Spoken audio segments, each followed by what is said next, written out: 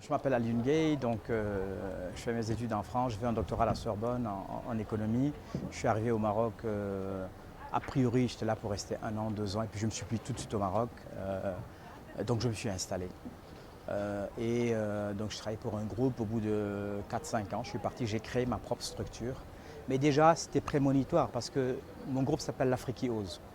C'est l'Afrique qui arrête de pleurer.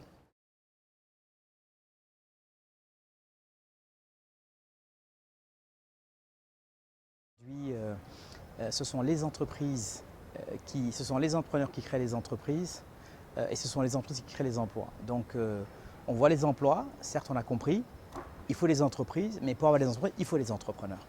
Et là, le sujet de comment arriver à susciter ces vocations pour créer une masse critique d'entrepreneurs s'est posé. Et c'est là en fait où on lance.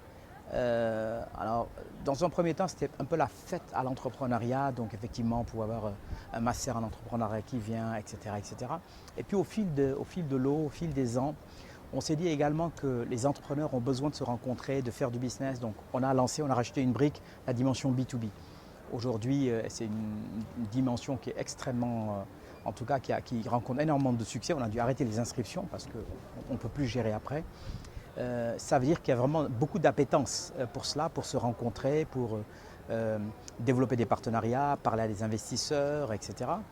Et donc, voilà, l'année qui a suivi, on a rajouté encore une brique. On s'est dit bien, ce serait intéressant d'aller identifier les meilleurs projets sur le continent. On a commencé sur 2, 3, 4 pays, je crois.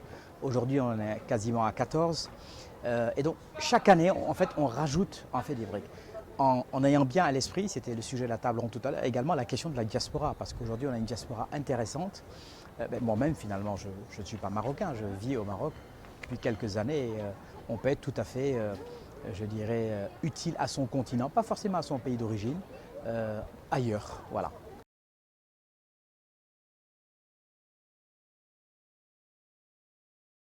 On ne peut pas continuer, entre guillemets, à dormir sur la natte des autres, comme disait si bien Joseph Kizerbo, un livre que j'aime beaucoup, qui s'appelle Demain l'Afrique. C'est aujourd'hui de se prendre en charge et d'être bien conscient que c'est à nous-mêmes de régler nos propres problèmes. C'est à nous d'inventer notre propre développement. C'est à nous de déterminer les stratégies que nous voulons utiliser pour pouvoir y arriver. Le copier-coller ne marche pas. Chaque pays est authentique et a son histoire, Alors on peut s'inspirer, on sait ce que c'est que le benchmarking, mais ce n'est pas du copier-coller, encore une fois. Et il nous faut donc inventer de nouvelles voies innovatrices qui nous permettent de répondre à des préoccupations simples. Nourrir notre population convenablement, l'éduquer, la soigner convenablement et de plus en plus également apporter les loisirs. Les industries culturelles aujourd'hui sont un enjeu extrêmement important sur le continent qu'on ne saisit pas. Et aujourd'hui on a l'impression qu'on reste encore les enjeux de grands groupes multinationaux alors que nous avons un patrimoine culturel immatériel d'une richesse inouïe. Mais tout simplement, comme elle n'est pas écrite, comme elle n'est pas tracée, comme elle n'est pas répertoriée, on risque justement que d'autres se l'approprient et viennent nous resservir, je dirais, c'est un peu cette espèce de... On vivrait à côté d'un lac d'eau douce et on attend que quelqu'un vienne nous donner une bouteille d'eau pour la remplir. Voilà, et je crois que c'est ça qu'il nous faut aujourd'hui absolument. Voilà. Comptons sur nous, soyons plus solidaires sur le continent, et faisons ce que l'Afrique doit être. Voilà, parce qu'elle ne viendra pas toute seule.